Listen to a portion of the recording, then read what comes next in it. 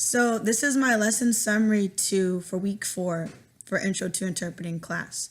So in the Professor Jackson's PowerPoint, she starts off with defining culture as a set of norms and values within the community.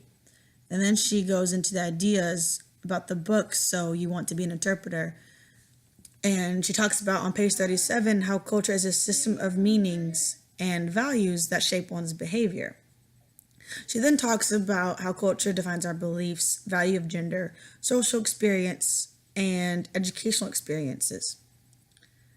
And she also talks about the differences between collectivist culture and individualist culture, and how collectivist is about 70% of the world, and individualist is when people want to be by themselves or secluded, where collectivist is like a group of functioning people or cultural people.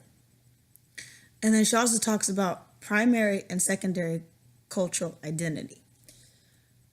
Then she makes a point how an interpreter must identify his or her own culture identity and understand how that affects communication expectations and understanding norms of other cultural groups, so they don't disrespect one another and they're all on the same understanding as to which culture goes with what and what they do in each culture.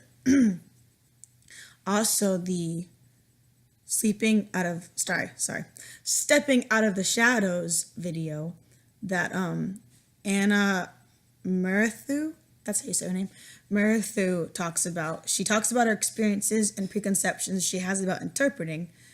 And she also mentioned how she was surrounded by deaf people in her life and wanted to become an interpreter. But she was also taught to only relay the message and not connect or engage with the audience or the deaf people. But she wanted to become an interpreter no matter what. But her family believed that women should not interpret because it was against the church to take a visible or leadership role. But despite that, she did what she wanted to do, and her early conception was that interpreting was a valued position and you had to be invited or selected and groomed by deaf people. She soon realized that you cannot be an interpreter without authentic engagement because there will be no commitment. She talks about how interpreters need to be engaged with the audience and not relay the message and just leave. Like, they can't just sign what the person is saying without any engagement or involvement and then just leave like it's just a job. You gotta show engagement because it shows you care and connect with people and the deaf people. Also, in the deaf ideology video that I watched, Marika talks about how pathological ideology is an imposed view that places high value on hearing and speaking. And that she also explains how being deaf can impact cultures and how hearing people need to be accepting of deaf people as they are to us. So, like, deaf people are in a hearing world and they live amongst hearing people all the time, and they don't argue about it. They accept us because they're the minority. And we need to show the same respect by accepting them and treating them as equal or as the same. She also talks about how there's not a lot of accessibility for the deaf, especially in the United States.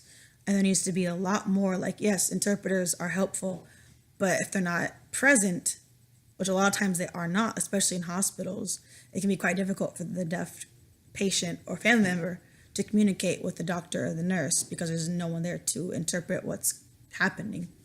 So that's one of the issues that she talked about. And last but not least, in the book, the chapters that we read,